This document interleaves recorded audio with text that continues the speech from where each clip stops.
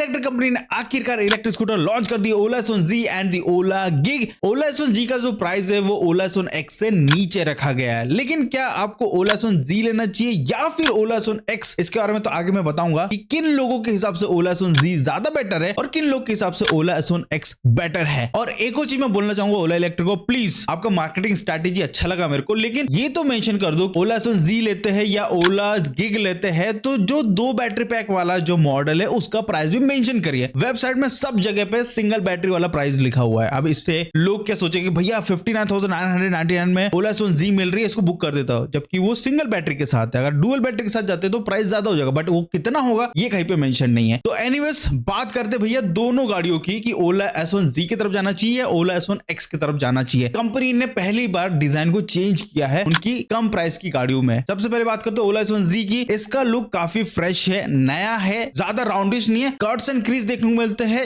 Headlight यहाँ पे आपको फ्रंट एप्रॉन में कर दिया है, यहाँ पे कोई भी प्रोजेक्टर हेडलाइट नहीं है, ना ही यहाँ पे कोई डीआरएल है। हैंडल बार बहुत ही सिंपल है, हैंडल बार में कवरिंग नहीं है जैसे ओला एस-वन एक्स में नहीं देखने को मिलता, सेम वैसे कुछ भी नहीं है। इंस्ट्रूमेंटेशन भी ऑलमोस्ट सिमिलर है, कोई चेंजेस नहीं है। यहाँ पे छोटा सा वाइजर दिया गया है, फ्रंट एंड का जो मडगार्ड है वो अच्छा देखने को मिलता है, हाँ थोड़ा नया डिजाइन है। और यहाँ पे एक और चीज मैं बता देता हूँ, इसका जो सीटिंग कंफर्ट है वो इक्विवेलेंट है ओला एस-वन एक्स जितना। अच्छा खासा फ्लोरबोर्ड देखने को मिलता है, रियर का जो टेल एंड है उसको भी नया डिजाइन किया है, मतलब बोल सकते हो हाँ आउट ऑफ द लीक लगती है कि हाँ ओला के जो सीरीज है उससे अलग है। अब वही ओला एस-वन एक्स की बात करते तो ये थोड़ा मॉडर्न डिजाइन है। इसका जो हेडलाइट है प्रोजेक्टर हेडलाइट देखने को मिलता है, जो कि अगेन हैंडल बार में एप्रोन में नहीं है। एप्रोन में आपको इंडिकेटर्स देखने को मिलते हैं, ठीक ठाक आपको फ्लोरबोर्ड देखने को मिलता है। इसका भी सीट काफी कुशनी और काफी वाइडर है, इसमें अंडर सीट स्टोरेज काफी ज्यादा देखने को मिलता है। और यहाँ पे जो एलईडी टेल लाइट है वो ज्यादा बेटर लगता है as compared to Ola S one Z. तो अगर डिजाइन वाइज बात करते तो हाँ ये फ्रेश लुक है तो लोगों को ज्यादा पसंद आएगा, क्योंकि ओला का जो पुराना डिजाइन है वो काफी समय से चल रहा है, लोगों को आदत पड़ चुकी है। हाँ ये थोड़ा फ्रेश है, बेटर लग रहा है।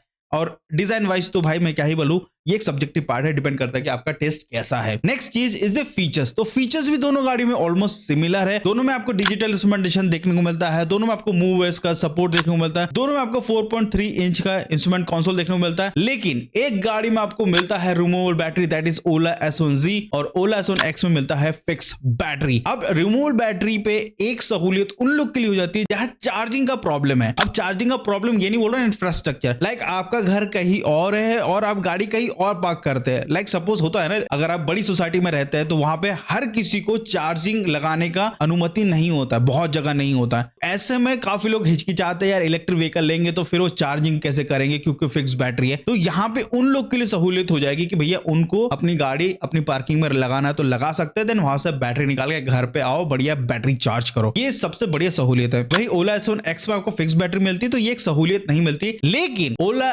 एस-वन एक्स में जो फिक्स बैटरी होती है उसमें वियर एंड टीयर होने के खतरे काफी कम होते हैं, क्योंकि ह्यूमन इंटरवेंशन होता ही नहीं है। जबकि आपकी रिमूवेबल बैटरी में आपको बार बार निकालना लगाना रहता है, तो जहां पे गाड़ी में जाके वो सॉकेट पे कनेक्ट होता है बैटरी, वो एक समय के बाद खराब होने के चांसेस है। वैसे भी ओला की गाड़ी है, सस्ती गाड़ी है, तो हो सकता है जो क्वालिटी ऑफ प्लगिंग है वो उतनी अच्छी ना हो और आगे जाके शायद से प्रॉब्लम आ सकती है। ये फेस कर सकते हैं, मेरा ये मानना है, क्योंकि रिमूवेबल बैटरी के साथ मैंने बहुत सारी गाड़ियों में देखा कि ऐसे इश्यूज आते हैं। चलो अब बात करते हैं मोटर एंड दी बैटरी। तो यहाँ पे सबसे बड़ा डिफरेंस देखने को मिलता है। लाइक अगर मैं बात करता हूँ ओला एस-वन जी की, तो यहाँ पे 1.5 किलोवाट आवर की बैटरी पैक दी गई है, वो भी सिंगल। अगर आप एक और ऑप्ट करते हैं तो प्राइसिंग बढ़ जाएगी, अगर ऑप्ट कर लेते तो बढ़िया है। 3 किलोवाट आवर की बैटरी पैक हो जाती है, 70 किलोमीटर पर आवर की टॉप स्पीड, 74 किलोमीटर की रेंज मिलती है सिंगल बैटरी से। अगर डुअल बैटरी लगा देते हैं तो 146 किलोमीटर की रेंज मिलेगी, बट ये आईडीसी रेंज है, रियल वर्ल्ड रेंज इससे कम होगी, मतलब वही 110 या 105 उतना ही कुछ मिलने वाला है। एंड बात करते हैं मोटर की, तो यहाँ पे बीएलडीसी मोटर है, बट यहाँ पे भी डिग्रेड किया गया, 3 किलोवाट दी गई है। वही ओला एस-वन एक्स की बात करते तो यहाँ पे आता है फिक्स बैटरी, 3 किलोवाट आवर की बैटरी पैक मिलती है, और यहाँ पे जो मोटर है वो ज्यादा पावरफुल है, 6 kilowatt maximum power output generate करता है ओला एस-वन एक्स में। और इस गाड़ी की जो आईडीसी रेंज है 151 किलोमीटर है, और टॉप स्पीड भी इस गाड़ी की ज्यादा है, 90 किलोमीटर पर आवर है। अब हार्डवेयर की बात करते हैं। देखो ये गाड़ियों में जो जो चीज मैंने आपको बताई थी वो आपको बता दी। और ओवरऑल देखोगे तो रेंज के हिसाब से आपको ओला S1 X ज्यादा बेटर लगेगी, बट अगर फिजिबिलिटी के हिसाब से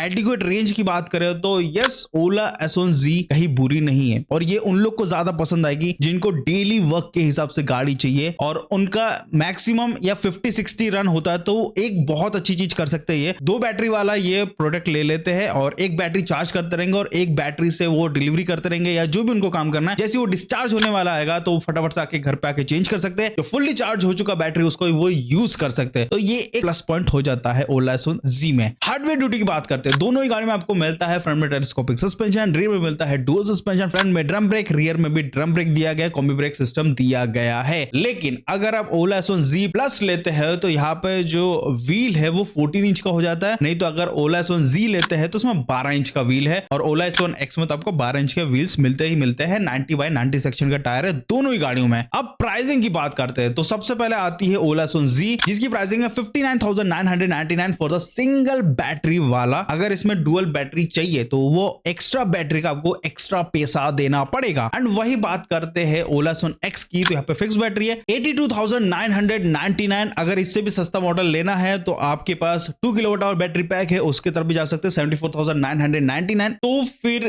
क्या दोनों में से कौन सा लेना चाहिए? वैसे दोनों गाड़ियों में बैटरी आपको वारंटी सेम मिलती है 8 years एंड 80,000 किलोमीटर। सबसे बड़ा सवाल आता है कि क्या लेना चाहिए। लाइक 59,999 में अगर आप एक और बैटरी ऐड करवाते हो तो यहाँ पे इस गाड़ी की और जो 3 kWh बैटरी पैक्स ओला S1 X की बात करते हैं, दोनों की जो प्राइस में डिफरेंस होगा मुश्किल से 15 से 20 हजार का होगा, मुश्किल से 15 होगा, उससे ज्यादा नहीं होगा। ऐसे में मैं ये बोलूंगा कि अगर आपके इधर चार्जिंग का इश्यू नहीं है तो फिर ओला S1 X की तरफ जाना, बिकॉज फिक्स बैटरी है, वियर एंड टीयर का कुछ नहीं होता, ह्यूमन इंटरवेंशन नहीं होता, तो देखो थोड़ा सा सिक्योर तो है वो। लेकिन वही ओला S1 Z की बात करते हैं तो ये उन लोग के लिए ज्यादा बेटर है जो डेली काम के लिए जाते हैं या डेली उनको डिलीवरी का काम है या ऐसा कुछ काम है या ऐसा कुछ है कि आपको डेली निकलना है और आपकी इधर चार्जिंग का थोड़ा कंसर्न है, तो फिर आप ओला S1 Z की तरफ जाइए। बट अगेन द पावर भी कम है उसमें और रेंज भी एडिक्वेट है, तो उस हिसाब से फिर आपको ओला S1 X थोड़ा बेटर लगेगा। But it depends on you कि आपकी यूटिलिटी के हिसाब से, आपकी डेली रन के हिसाब से आपको क्या प्रेफरेबल है। दोनों ही गाड़ी सही रहेगी, कहानी ये है कि आपकी रिक्वायरमेंट क्या है, उस हिसाब से गाड़ी को चूज करिएगा। बाकी आफ्टर सेल सर्विस का तो मैं क्या ही बोलूं, ओला का तो चल ही रहा है जो चल रहा है। और हाँ भाई, इतना बड़ा जो अनाउंसमेंट इन्होंने किया तो इनके जो शेयर है वो अच्छे खासे